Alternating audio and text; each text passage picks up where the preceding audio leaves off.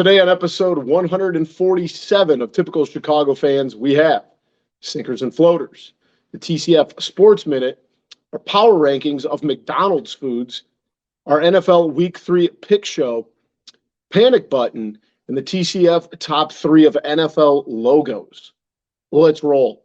Hello and welcome to episode 147 of Typical Chicago Fans, brought to you by our incredible sponsor, Connect Roasters Coffee. You can find us on Twitter at typical_Chicago. Head to Facebook and Instagram. Give those pages a like.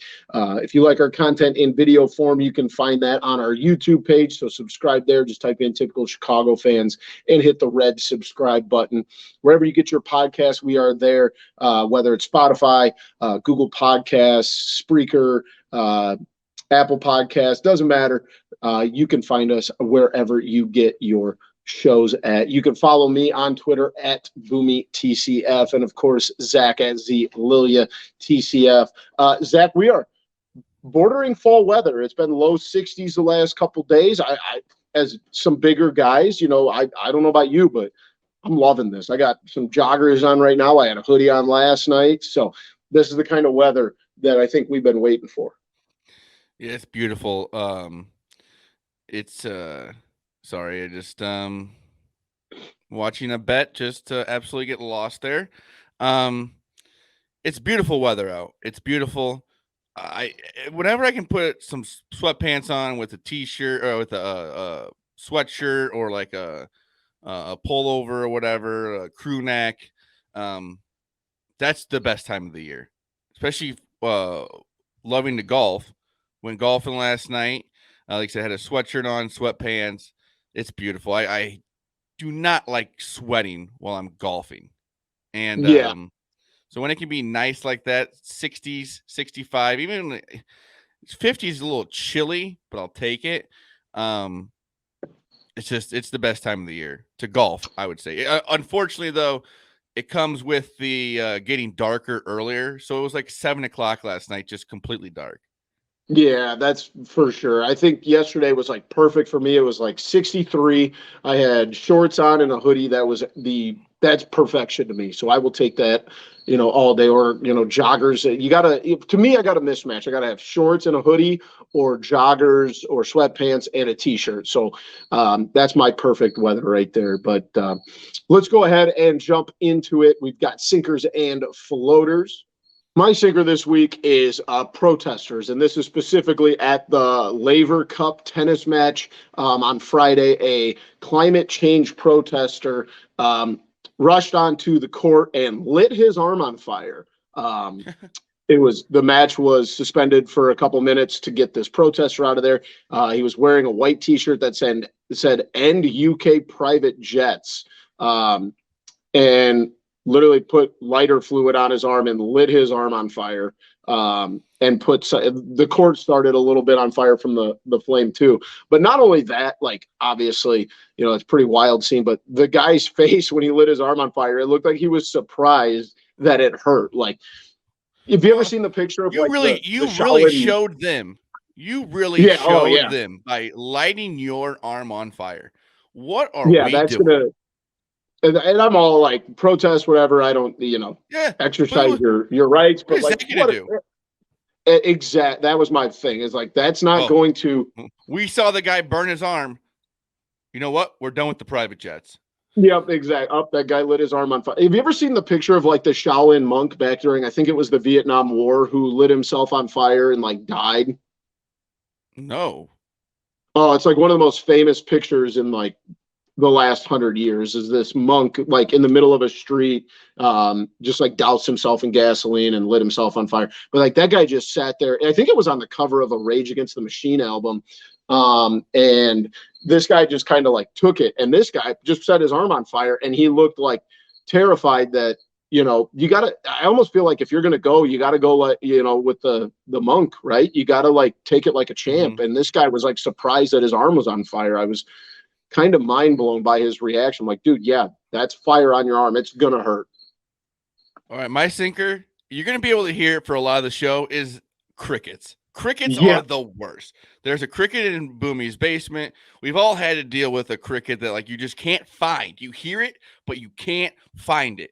And they will make you go crazy. Yeah. It's you might hear it in the show here. There's one literally like right over here, and I can't find it because I have like some cabinet stuff with all of like our extra appliances, and I cannot find this thing to save my life. I've killed about 1,000 crickets. It feels like in the last 2 weeks, but this one it's personal now. So I'm with you, dude. I'm losing it over here. I couldn't take it, but they sting. I'll have them like in my basement, and you'll hear them through like the vents, and you're just Yes, like, what is going on here? and like I don't know about you, but like it How are they never so loud? They are so tiny, but they're loud. How are they so loud?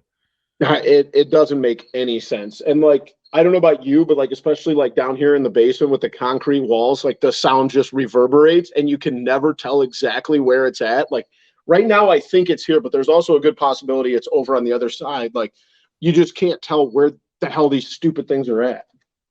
Yeah.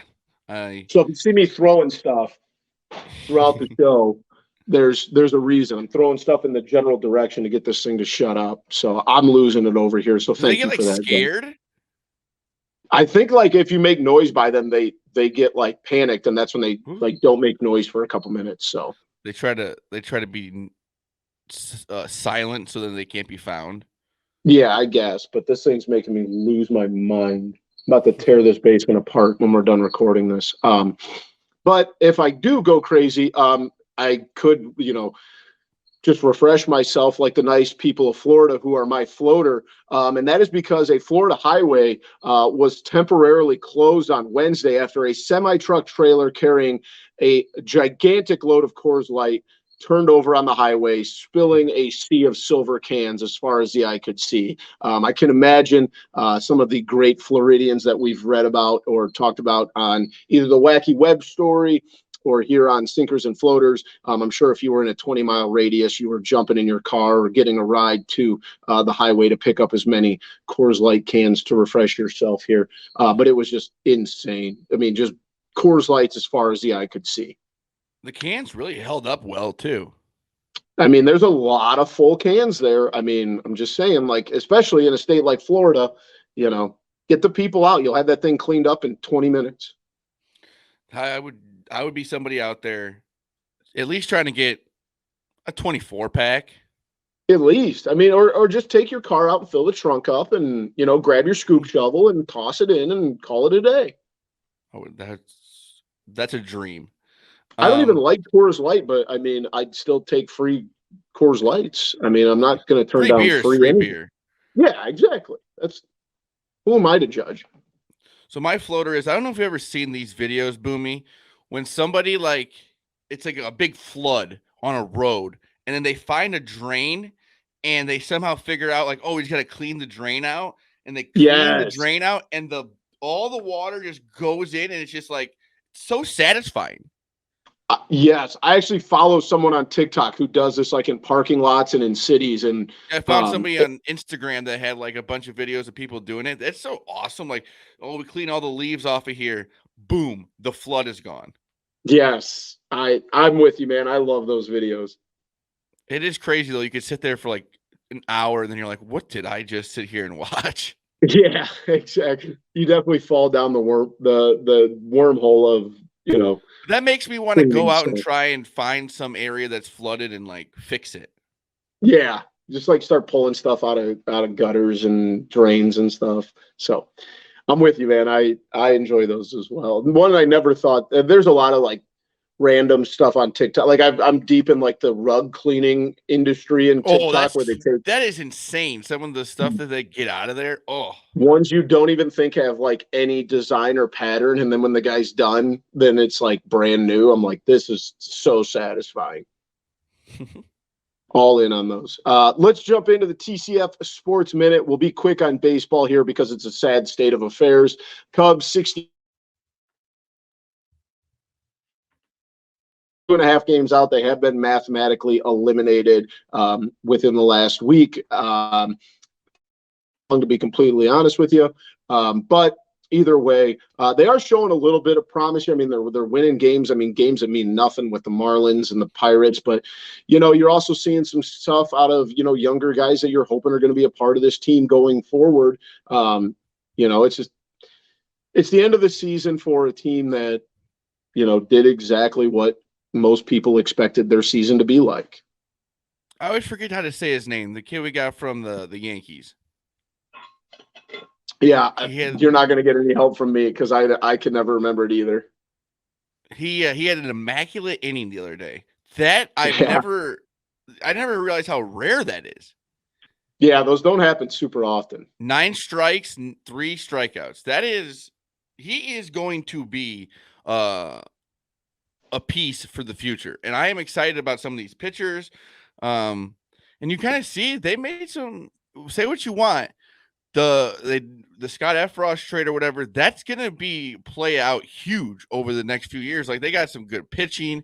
Like last year with Javi, we got Pete Crow Armstrong maybe going to be coming up maybe the end of next year, probably the beginning of the next year. Brennan Davis, where we didn't stay healthy. We drafted him, right? Yeah, him and Ed Howard. I mean, those guys are both coming off injuries. Another one that we picked up in a trade, Zach McKinstry, who really struggled the first 2 weeks with the Cubs, is starting to put together a solid month. You want him getting hot at the right time, and that's kind of where he really struggled those first 2 weeks. And now he looks like a legitimate for option. The future. We got South Bend Cubs won their league. And then the Tennessee Smokies, I think, clinched a spot in the playoffs or moved on in the playoffs last night. So our farm system is looking good.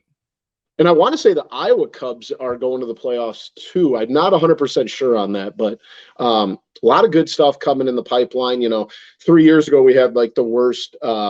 I say we. I hate when I say we. The Cubs had one of the worst, farm systems in baseball, and now we got 3 of the 4 teams in the farm system in the playoffs, and the only one that isn't is the Myrtle Beach Pelicans, who have won their league in the last couple of years, and they're the lowest the lowest level that the Cubs have. So a lot of guys coming in and out. So it's positive side on that, but on the negative side, the White Sox 76. And 75, they're 8 games out. They're done. All the promise. I mean, everybody picked them. How do you get swept in the biggest series of the year? Yeah. And I'll give it to the Guardians. The Guardians are playing good baseball right now. They're good. They're playing good, but no urgency. I don't understand it. Yeah, and just like the lackadaisical effort I've seen out of some guys like Jose Abreu and Yohan Moncada, like it's just deep down in our Cubs, fandom, it is pretty funny to see that, this was a team that them and the Yankees and the Astros were probably the top 3 that most people in baseball were picking to be, in the ALCS at the beginning of the year. One of their best players is the guy they got at the trade deadline. Yeah. Yeah. It's just Andrews is playing well. Yeah. I don't know, where the Sox fans sit on this, but there has to be a little bit of a sense of urgency. I know you're only in year 2, but I mean, has to be a sense of what do we just do there? You can't skip the playoffs. Yeah. When you have a team like this and you're in a division, I understand the division. You said the Guardians are playing well, but still, you played how you played all year, and you still had a chance in one of the last series of the year to still maybe be in first place. And then you get swept. I mean, that's just going to be a tough look because you hope that you make the playoffs next year, but nothing's promised, and you just wasted 1 year. Probably going to be looking for a new manager, now you're kind of restarting, you could make the argument that baseball managers don't do a ton, X's and O's wise. And it'll be interesting to see if they want. Yeah, I know what you mean by the coaches only do so much, but they're still there. They still talk to the players. And when there's a guy that just kind of seems like you don't really want to go talk to or doesn't really want to have a conversation, then that's going to be a little tough for the players. Yeah. It'll be interesting to see if they keep Cairo on as the manager, and what they're going to do with that situation going forward. So definitely a disappointing year on the South side, but sometimes you just hate to see it. But it is what it is. Baseball's just about done for both teams in Chicago. Let's move into a quick college football. We got top five going into this weekend: Georgia, Bama, Ohio State, Michigan, and Clemson. Nothing has changed from the previous week. And Zach, you said it before we started recording. Kind of a I hope we're wrong here, but not the greatest Saturday slate for the college football season. I think one of the best games we're going to see today is a game that's on right now, and that's Duke and Kansas. I don't think we ever have said those two names talking college the football. Big Oregon State, USC. No, that's not going to be. USC is not very good. I think USC is very good. I think Oregon State's not very good. I thought it was the other way around. No, USC has got Lincoln Riley and that number one. Okay. No. What are they Oregon ranked? State, 6, 7. I don't know. Big Top game, 10. Though. Dude, USC is going to kill them. Oregon State's not good. K-State, Oklahoma. That's going to be an awful game. That's like the big hyped up.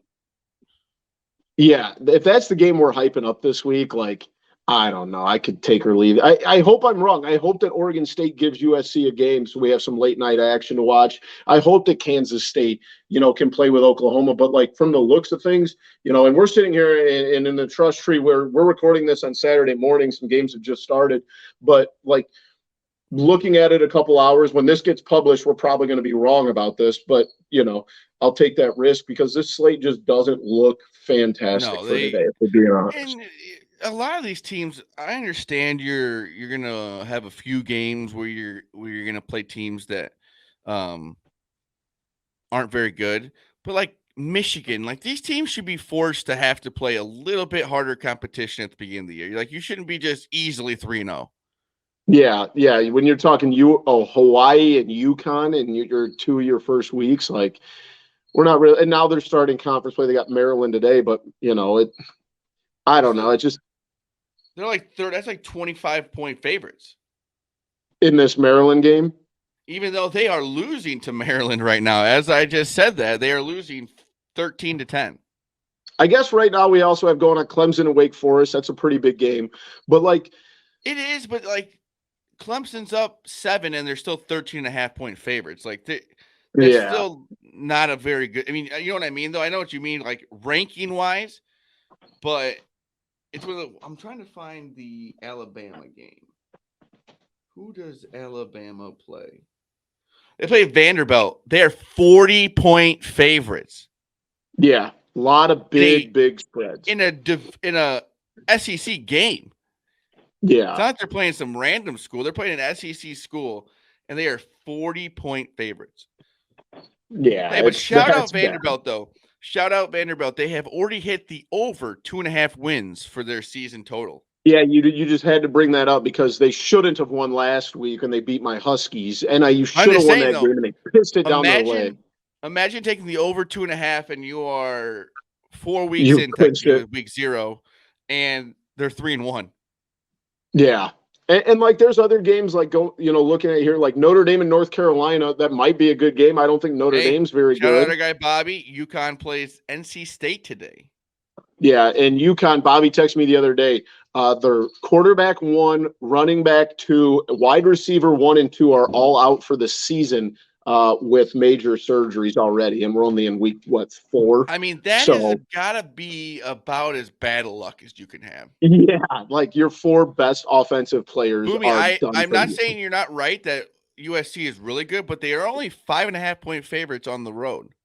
Well, and that's because Oregon State has had a pretty solid start to the year. They're both 3-0, so that, like I said, that should be a good game.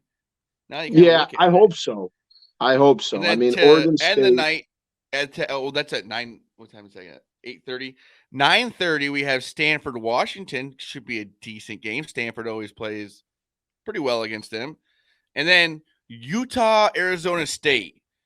Arizona State's got a new coach. Did you see? Yeah, that was hilarious. They fired him. I could have told you that 3 years Did ago when they hired him. Did they really fire him on the field like that, or was I saw Yeah, the video? it kind of looks like that. Oh So God! no Sorry, one's hey, concerned. and you know what?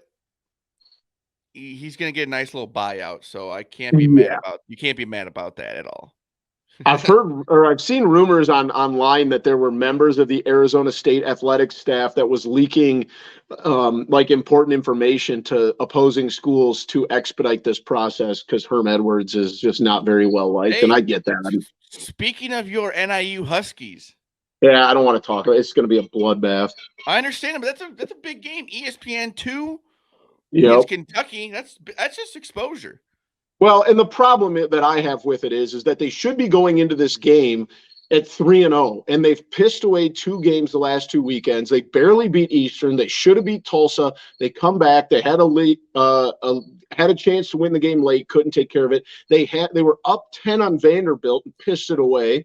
So it's like you should be going into the biggest game of your year at Kentucky, who's ranked 8th in the country, on a high note, and they're not. And we don't even know right now. It's noon, and the game is at 6, and we don't even know if Rocky Lombardi's starting tonight. So I got a bad feeling about this one. This could be a bloodbath. I hope I'm wrong. I We'll really hope I'm wrong. Florida Speaking of Tennessee will NIU, be a good game. yeah, we'll see. Florida Well, they're makes me both worried ranked. too. They're both ranked. Yeah, And then one other that'll one, be. but just so we have this on record here, 3:00 today, Oregon, Washington State, over. That's gonna be so many points in that game. Yeah, I don't hate that at all. Not. What do you got the over 57.5? I do like that. That's not bad. Here in the state of Illinois, things aren't as good as they have been. Illinois at, I believe, 3-1 now. I believe they beat Chattanooga on Thursday. And their only loss is Northwestern, that they should be 4-0 because their only loss was that game to Indiana, and that was a close one. yeah. So 3-1. Northwestern 1-2, who lost to Southern Illinois last weekend. Things not looking good up in Evanston. NIU at 1-2, probably going to be 1-3 by the time this episode comes out. ISU 2-1, Eastern 0-3, Western 0-3, and SIU 1-2. But their only win is over Northwestern. So that is tough. Yeah, only one team over 500. I guess ISU's 2-1, but it's just not a great state of affairs here in the state of Illinois. Speaking of football, moving in, the Bears, pretty bad loss on Sunday night at Green Bay. No. 1-1 though. No. I'm not saying it's a pretty bad loss. That was a tough loss. We lost, what was it, 14? 17, which would have been nice for them to at least cover that spread. But you got to look at it as the game. It's in Lambeau. They just came off that tough loss. You're gonna be. That's not a game you're expected to win, and I think you got to move on. You got to go play the Texans. You got to get to 2-1, and then I think that this. I'm not saying this team's gonna win the division by no means, but they at least have a schedule that could play out that they could have a decent record. That's true. The schedule's not good, but like, does it worry you Justin Fields throwing the ball 9 times in a game? Yeah, that's got to change. We got to get him to like at least 25 throws a game, 20, 25. Like, what are we doing here? I understand that Montgomery played really well. You can't. Both running backs played very well, I'd have to say. But yeah, they gotta throw the ball more. They have to throw the ball more. Not what is it like? I think it's like it was 9 times the other night, and like maybe 20 combined for the year, if that. I don't even think I thought it was 7 in the first week and 9 in the second. The first week, it's like, okay, you're not gonna throw the ball. You really can't throw the ball. It's raining. But yeah, we should have thrown the ball a little bit more. But like I said, the running game was there. Montgomery played very well, I think. Which is nice to see going forward. But yeah, they got to throw the ball more. Just for the simple fact that it seems like are we trying to go away from throwing it because you don't trust him like that? We got to give him the ball. We got to have, if he's the captain, you have to trust in him. We got to be out there throwing the ball a lot more than that. Speaking of him being the captain, what did you think about the comments Justin Fields made about the fans? Which he came back and said, I understand. Well, it sounded bad, whatever. I honestly think he's right. I mean, like, I understand fans. We put a lot of time and money into it. We don't put a lot of time into it as much as people think. I understand we watch the games. These guys are practicing all the time. Like, I think what he said was just poorly put together. But after a football game, I think that, like, those interviews should be just not happening. I understand they have to, but he just lost a game. He just played a game. Like, players are gonna. I'm not saying that, like, that really. What I'm saying. I'm trying to say is I'm sounding like him now with the first comments. I think that people are so soft sometimes. Like, they hear that and they just go, "Oh man, we gotta get mad about it." He was talking about, like, no one even heard the question either. Yeah, that's true. You know what I mean? They were like, it was, I forget what the question. It was like kind of worded as, um, like, the fans are going to be, I don't know if the fans are getting mad about, like, the time that they think that you put into it or whatever. Like, he was pretty much just trying to say, we put a lot of time into this. And really, truthfully, like, you think about it, an honest football player is going to go, I'm here to play for the guys in the locker room. And I understand he'd play for the fans, but they're going to war with those guys. He really should be looking at his players more than the fans. Yeah, I think it's a situation where it's just a young quarterback who's got to learn the right way to say things. And it's a fan base, and I'm a part of it, that just loves to just tear things apart real quickly. Yeah, and I think that, like, I mean, you could say this, but like if any quarterback in the league makes that statement, he's going to get roasted for it because it does, like you said, it's bad optics. It doesn't sound good. You mostly want to just, even if it's fake, just be like, oh yeah, the fans, whatever, let it be known but he did also come back and he apologized for it, which I didn't think he really needed to. I think you could have just let it go, but you have to always apologize. That's the thing about everything. Everybody's got to, they say something, they got to come out, oh, I'm sorry I said that. Well, he was heated after a game. Sorry. Yeah. You know what I mean? I think he's just a young quarterback that needs to learn, it's going to take time. We're in a world where you take the video, it's on Barstool, and then it goes out and everyone's like, oh, look at this, real quick. It's just how it happens, especially with Twitter and Instagram nowadays.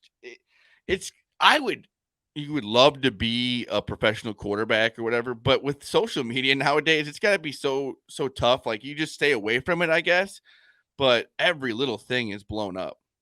Yeah. But on the positive side, an opportunity to get back here on Sunday at home versus the Texans. Bears 2.5-point favorite. You got to feel pretty confident. But I do think this is kind of a big, like, put up or shut up week, where if you come out and you look flat and you get beat by an average to below average Texans team. Yeah, this is a big game. This is a big game for the coaching staff, for Justin Fields. He's got to be out there throwing the ball a lot more. I know it's going to sound stupid. Let's get over 10 passes here. But I don't feel like that's too much to ask for. No, you go out there and you just got to show some effort. And I think if you just play with a little bit of effort, you're going to win this game. And like I said, Lovie Smith coming home. I always loved Lovie Smith. Yep. Coach that got fired after winning 10 games, still 10 years later, doesn't make any sense to me. But yeah, we'll see. Big one coming up, like you said, for the Bears here, noon on Sunday. But before we move on, we have to give a shout out to our sponsor, Connect Roasters Coffee, the best coffee around that you can find. I am not a big coffee guy, but anytime I do drink coffee, it is Connect Roasters because it is simply the best. They're the best people. They make the best product. I won't drink anything else when I do drink some coffee. They work with our guy, Dom Frederick, and the starting outfielder for the Cubs, Ian Happ, so you know it's quality stuff. Those guys are not going to drink or promote bad coffee, so you know it's good. Make sure to check out their website, connectroasters.com. Follow them on Twitter at Connect Roasters. Zach, I think we got to make our way out to Bourbonnais here soon. It's been a while since we've been out, to the headquarters and meet up with the crew there. But you can check out their products at Foxtrot Market, Dom's, and of course the Obvious Shirt store in Wrigley or around Wrigleyville. So make sure that you check them out. ConnectRoasters.com, on Twitter at Connect Roasters. All right, Zach, time to move into some power rankings, a segment I'm starting to love, and talking about a place that I love, and that is McDonald's Foods. We got 2 sets of power rankings here. First one is breakfast items. We're going to rank them 1 to 4. So we got McGriddles, breakfast burritos, hotcakes, and McMuffins. So what are you ranking those 1 to 4? Starting at number 4, I am going to go with the breakfast burrito. Not a big fan. For the simple fact of it's not nice to me. They're good though. I think all these are very good. Then I'm gonna go with the McMuffin at 3, the McGriddle at 2, and I'm a big hotcakes and sausage guy. I've always been. And you get the with the sausage, and you get like an extra sausage. You can't beat it. But like I said, I would eat all of these. This is nothing against any of these products here. They're all good. I think McDonald's breakfast is the best. See, and I'm with you on that aspect, but hotcakes stink. Those are not good. Those are easy number 4. Easy 4 for me. See, I didn't have any. See the difference between me and you. I didn't have any hate in mind. Ugh. I've had hotcakes twice, and they both sucked, and I probably haven't eaten them in 10 years. No thanks. They've changed, big guy. No thanks. Hard pass. But then the top 3, I do enjoy all 3 of them. So I'll go McMuffin at 3, McGriddle at 2, and an easy one for me is the breakfast burritos. I get those probably more than anything. I've seen you demolish a few of them.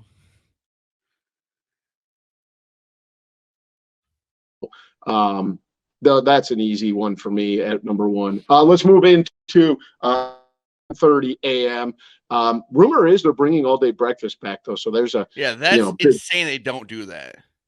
Yeah, I think it was a COVID thing that they stopped doing. I don't know. Oh, I love the all day breakfast, dude. Oh, sausage burrito at 4:00 in the afternoon. Count me in. But let's go with these 4. We got the double underrated. cheese. Sorry, wait a second. Underrated. We used to do overrated, underrated. Breakfast for dinner. Yeah, very underrated, underappreciated, if we're being very honest here. We got to have some more respect for that. With you there, 100%. It deserves it. 100%. So in the past 10:30 a.m., we've got double cheeseburger, Big Mac, a McChicken, and the McNuggets. So what are you going 1 to 4 here? I'll do the same way I did last time. I'll go 4. I'm going to go with the McChicken at 4. The double cheeseburger at 3, the nuggets at 2, and I'm a big Big Mac guy. I like a Big Mac. We both love McDonald's, but we're very different in our preferences. Oh yeah, that's not crazy to think. No, because mine is Big Mac 4. I like McDonald's. I don't like Big Macs. I don't know if it's the sauce or the onion. I don't know what it is. I love the sauce. I get no onions, first of all. And the sauce, I really like the sauce. See, and I think the sauce is what does it. I'm not a big fan of the Thousand Island sauce. I'm also a big fan of just the extra piece of bread in the middle. More carbs, the better, right? Yeah. So I'll go Big Mac 4. Give me. No. I'm actually going to change that, Zach. I'm kind of with you here. McChicken at 4. Those were great when I was like 10. Not the biggest guy. No. And they always put way too much mayonnaise on it, and I don't like mayo as it is. But we don't need a big thing. Oh, the McChicken, it's the dollar menu or whatever. We'll get like 3 McChickens for $3. It's like, no, thank you. Yeah, I'm with you. McChicken 4, Big Mac 3, Nuggets 2, double cheese 1. Double cheese and breakfast burritos are my most ordered item on the McDonald's app, without a doubt. So, and a little pro tip here: you order a 4-piece nugget, you put them on the double cheese. It's delectable. Just trust me on this one. So I mean, there's nothing bad. Like if someone gave me a free McChicken or an order of hotcakes, I wouldn't pass it up. Kind of like our conversation earlier. I'm not going to pass up free Coors I eat Light. everything that we just talked about. Yeah, I'm not going to, maybe not hotcakes for me, but everything else I'm kind of all in on. So gotta respect everything McDonald's puts out. They put out some heaters. Let's move into our NFL Week 3 pick show. Current standings right now, me and Matt are tied at the top.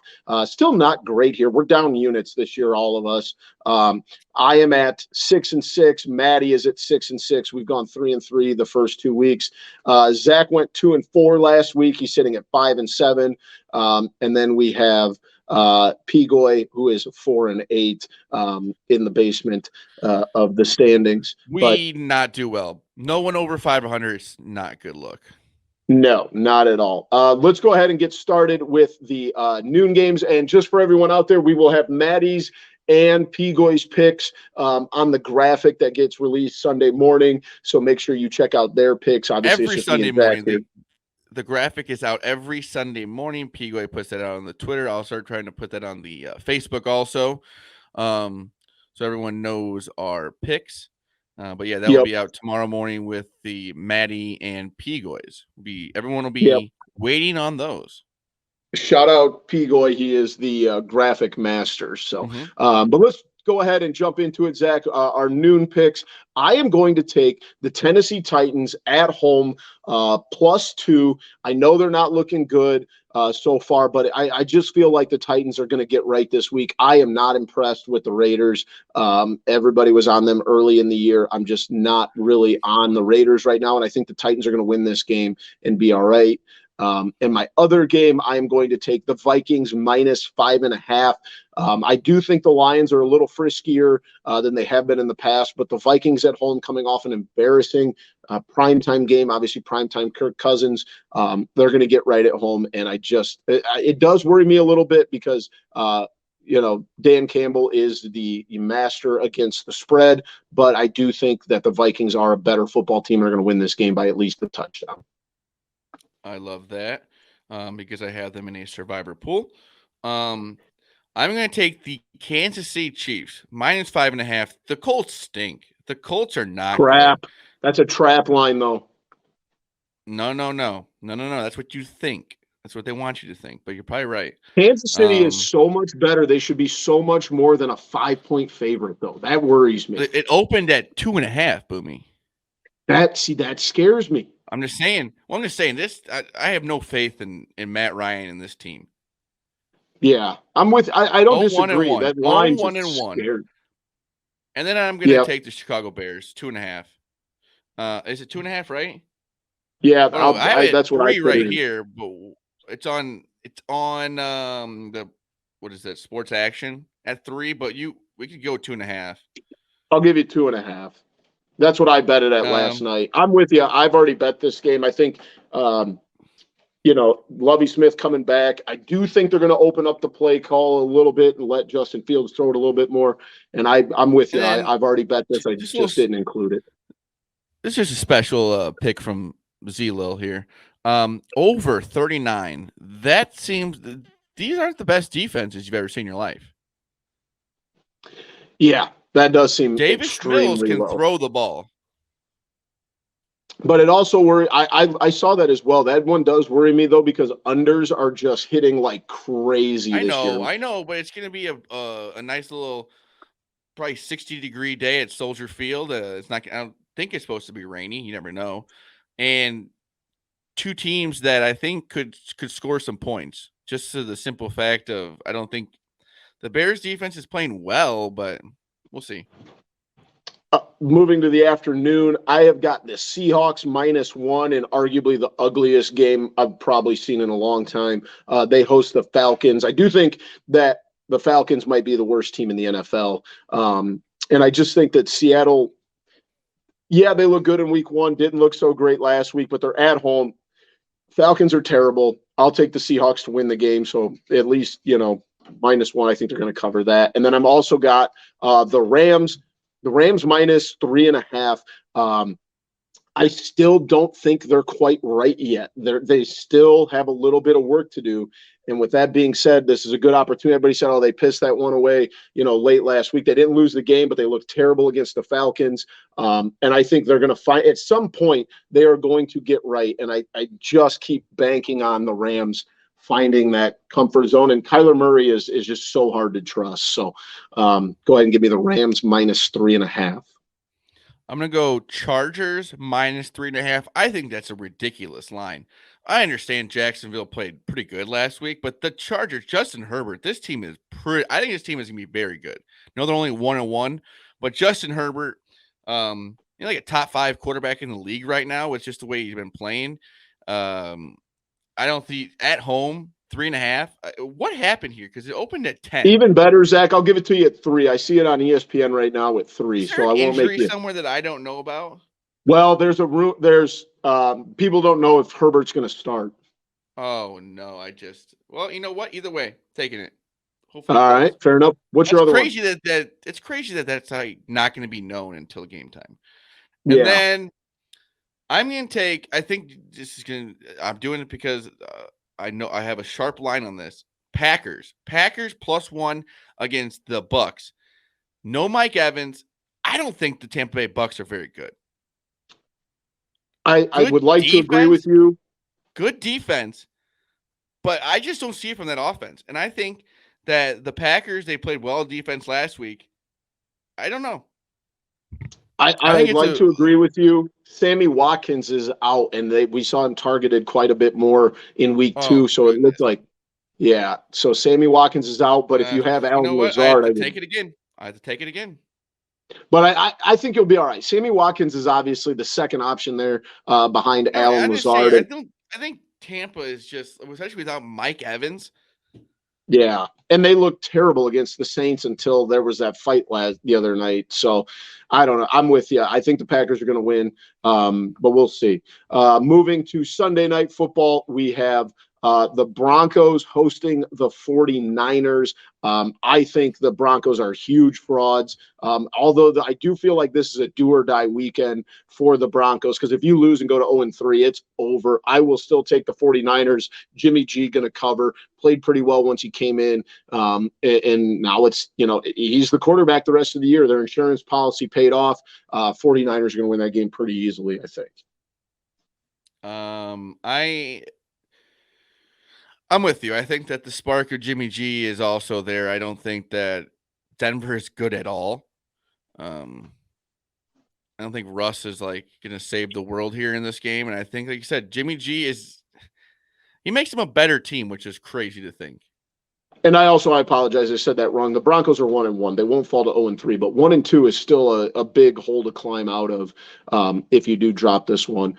Monday Night Football, Cowboys, Giants. It's kind of wild to think that if the Giants win this game, that they will move to 3-0. I don't know the last time we saw that, but the Giants are 1-point favorites at home against the Cowboys. I'll take the Cowboys. I feel like this line is just kind of stinky, and I'm falling into the Cooper rush. I think they're going to take care of it.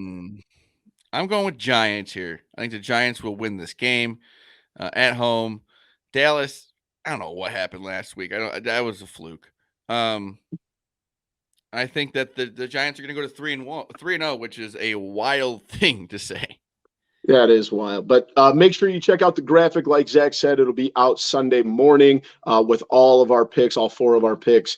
But let's go ahead and move on to a new segment called the Panic Button. And these are teams that are underperforming this year. And so the question is if you were a fan of this team, are you hitting the panic button after 2 weeks heading into week 3? Let's start off with the Bengals 0-2. I am for certainly hitting the panic button. They do have an opportunity to get right here, but after a Super Bowl run, I said it back in August, the Bengals are not going to the playoffs, and I still believe that. I don't think that their offensive line troubles are over, and that was just a pitiful performance last week. I think the Bengals are huge frauds coming off of the Super Bowl. Are you hitting the panic button on them, Zach? No, I don't think I am, because the simple fact is they did kind of the same thing last year. I mean, they had a game where Joe Burrow went into Soldier Field and threw 4 interceptions or something like that. I think they'll right the ship, hopefully, over the next few weeks. but I wouldn't say I'm like hovering over it. Okay. The button is out. You're just Out. looking at it right now. And if they lose this week in a bad fashion, you may hit it. All right. Next team is the 0-1-1 Indianapolis Colts. I am smashing the panic button. Matt Ryan's done. Yeah, panic, panic, panic. They stink. And especially if they drop to 0-2-1. If they win over the Chiefs this weekend, then we might be able to have a conversation. But it looks like it's, Jonathan Taylor's about the only option there. Next one up is the Titans. I am not panicking on the Titans yet. I think they have an opportunity to get right this weekend with the Raiders, who I don't think are very good. And I mean, Derrick Henry, I still think Vrabel's going to get it figured The out. only thing I'm worried about is I'm not a Tannehill guy. I don't think anybody's a Tannehill guy. I don't think he's very good. But he doesn't have to be good. I understand that, but it comes out sometimes though when they're down, they can't just run the ball. Then you kind of realize he's not very good. Yeah. So are you hitting the panic button yet? No, I'm not because of Derrick Henry. Okay. Yeah, that's fair. The Raiders, the team the Titans play this weekend. I'll be honest, I'm not hitting the panic button on the Raiders yet. Now, I do wouldn't worry either that they just play for in a good the division. fact of their division is winnable. You know what I mean? I don't think that it's not like the Chiefs are going to run away with it. You know what I mean? I hope so. Yeah. I mean, So I like the I Raiders. do I think they're a fun team to watch. and I think they have weapons. I think they can get it figured out, but you got to do it quickly. Is Derek Carr, is he a robot? Yes. And does he wear mascara? Probably. I just mean like he's just so perfect with everything he does or says. Not mascara, eyeliner was the word I was looking for. But yeah, it is very. He's a different makeup, cat. homie. Yeah, sorry, I forgot what is called what. So that's on me. And like I said, they've got to get it going here. They do have the weapons, but I have the panic button is out and on the table. I'm not hitting it yet. The Panthers, yes, the panic button. I am. Oh yeah, I maybe Baker not. Mayfield stinks. Yeah, it's the button is firmly pressed on the Panthers. Oh yeah, and then Christian McCaffrey, is he already hurt again? Probably. I don't know for sure, but they do have an opportunity at home to get right against the Saints this weekend. If they win this one, maybe I'll release a little bit of pressure off the panic button. But Matt Rules, he's got to get it turned around faster. I don't think a win against the Saints is going to make me feel any better about this team. The Saints aren't very good either, and I think Jameis has like a broken bone in his back. Yeah. Yeah, I think the Matt Rule era is about done in Carolina. And our last team, the Falcons, yes, I've smashed the panic button. They, like I said earlier, they might be the worst team in football. They did have a great second half against the Rams, but they are not a good football team. No. They're a team that always kind of goes up like a touchdown or something and then gets destroyed. Yep, I'm with you there. Let us know who you're hitting the panic button on. Zach, panic button out on the Bears yet? No, not at all. All right. Figured I had to ask. Let's wrap things up. As always, we have the TCF top 3, and this week is NFL logos. So the logo that represents each team, our top 3. Zach, would you like to go first this weekend? Oh, sure. I'll go first. It's just so basic. I can't really go with the Bears because, I mean, that's just so basic. I love the Buffalo Bills. The Buffalo Bills logo. That is sick. All right, that's a good choice. I'm gonna go. This might be a candy ass pick, but I'm gonna go with the Jaguars. I love their color scheme. It's a solid looking Jaguar. I'll go Jaguars with my first round pick, and then my second round pick. I'll take the Ravens. I like that bird. Another good color scheme, purple and gold. A little biased here on our ends because we both went to high schools that are purple and gold. But I will take the Ravens with number 2. Let's see here. I'm kind of looking through them.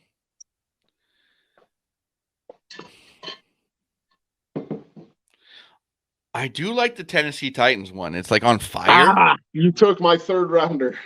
That's pretty sweet. Yeah, I never really noticed it until you have to you don't really notice it until you have to look at it. I'm with you. I like that. That's a good pick. That was who I was going to take in round 3. Oh, I have one more, don't I? Yes, you do.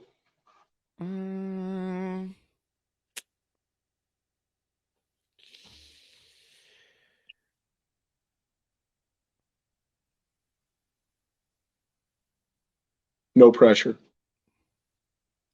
I'm going to go with the Broncos. Bronco Nation. That's a good one too. Let's ride.